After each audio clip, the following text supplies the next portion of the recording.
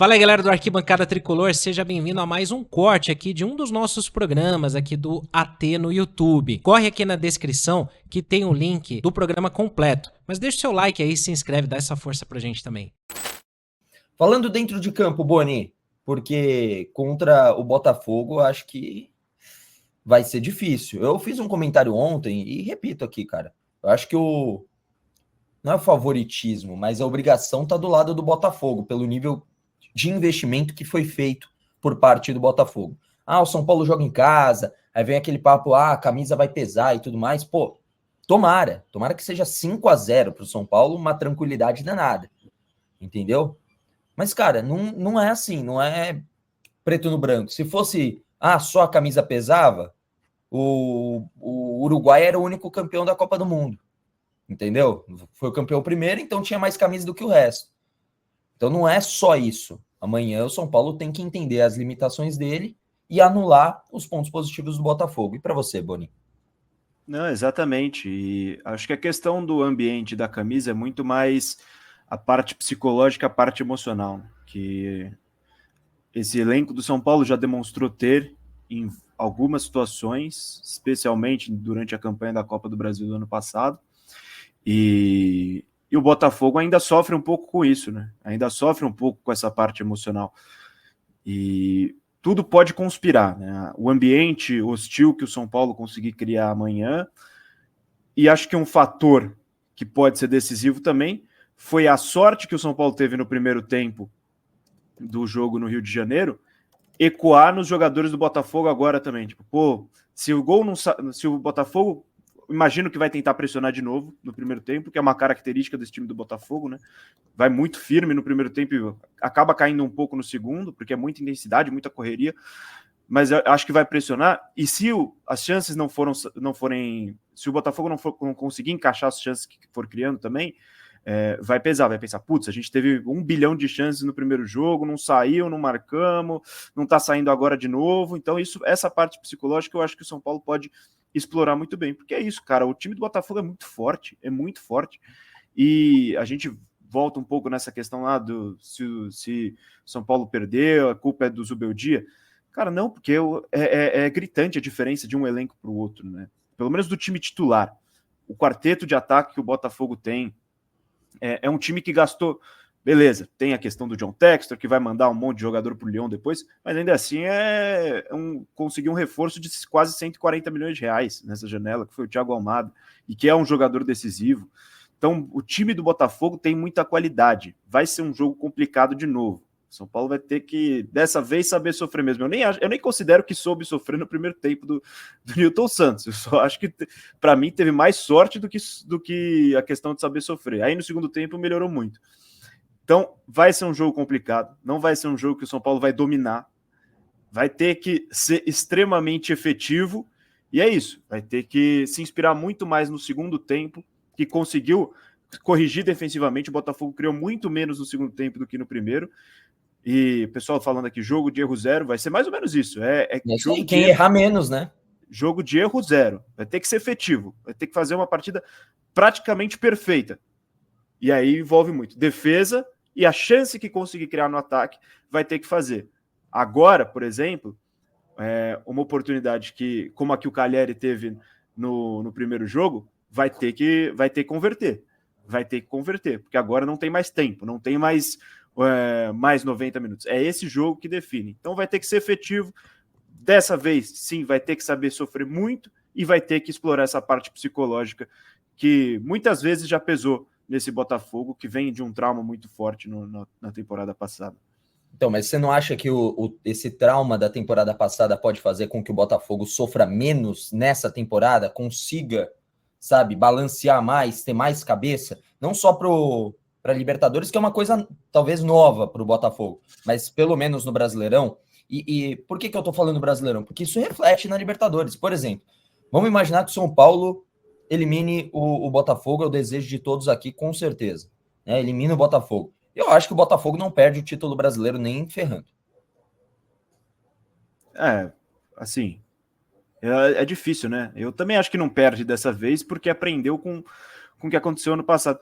Mas essa coisa do trauma, eu acho que o Botafogo fez tudo que podia O John Textor fez tudo que podia para tentar anular o que aconteceu no ano passado, trouxe jogadores muito cascudos, jogadores competitivos, jogadores de muita qualidade, e acho que fez o possível para tentar apagar, mas não é algo que sai muito fácil. Assim, o São Paulo sofreu muito com isso, né? Nesses 10 anos que passou sem ganhar títulos de expressão, a cada hora que vinha uma situação de dificuldade, já pensava, putz, de novo, vai acontecer, de novo, isso está acontecendo. E eu vi uma entrevista uma vez do Kaká, acho que foi no Podpah, dele falando que no momento que o Milan leva o gol na final de 2007 contra o Liverpool, automaticamente vem todas as lembranças na cabeça dele. Tipo, cara, vai acontecer de novo, não é possível, vai acontecer de novo, que a gente vai perder de novo, que a gente estava melhor e de novo. Então, acho que é meio intrínseco ao ser humano, né? Isso, tipo, cara, tem as lembranças, tem as memórias, ficou esse trauma, e aí eu não acho ainda que o Botafogo conseguiu curar isso 100%.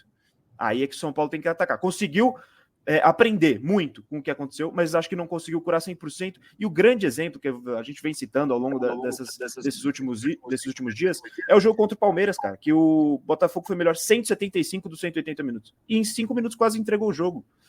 Quase deixou o Palmeiras, que estava morto no confronto, virar. Até virou, né? Mas o gol foi anulado. Mas, ó, um ponto que aí eu acho que falta um pouco do São Paulo disso, porque o São Paulo ele ficou muito tempo sem não só ganhar título de expressão, mas sem constantemente bater nas finais, entendeu? Foi ali campeão de Paulista, depois finalista de Paulista. É diferente ser finalista de Libertadores, ganhar Brasileiro, Copa do Brasil, ganhou uma, graças a Deus, né? E aí teve a Supercopa, enfim. Mas você concorda? Eu, pelo menos, vejo, infelizmente, que tem uma diferença entre o São Paulo e o Palmeiras nisso daí. Sim, o Palmeiras está muito mais acostumado. Eu acho que as equipes hoje, infelizmente, não sentem mais de chegar a falar assim, estamos ganhando do São Paulo, mas vão ficar assim, claro que ficam espertas, mas, cara, tem que ficar 300% ligado, porque o São Paulo, cara, nos minutos finais, sabe, eles crescem dentro de campo. O Palmeiras, ainda mais jogando em casa, é um inferno quanto a isso. Foi exatamente o que aconteceu contra o Botafogo, né? Na reta final, cara, foi um amasso. Eu acho que o São Paulo perdeu um pouco disso e vai reconstruindo isso ao longo do tempo, né? Mas eu não sei se, por exemplo, se acontecesse isso amanhã, o São Paulo teria aquele momento, como é que fala no inglês, né? No basquete, tipo, o clutch, né? Aquele momento de decisão. Eu não sei se o São Paulo, nesse momento, tem isso, entendeu? Ele tem de fazer o gol, segurar bem a situação, balancear bem, e o São Paulo faz bem, mas aquele momento de estar na pressão para conseguir o resultado, aí eu acho que o São Paulo ainda não tem isso. Ele está construindo, mas não tem isso.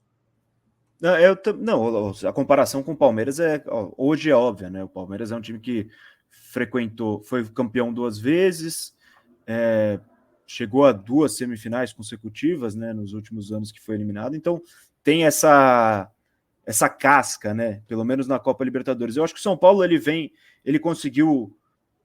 criando essa casca, né?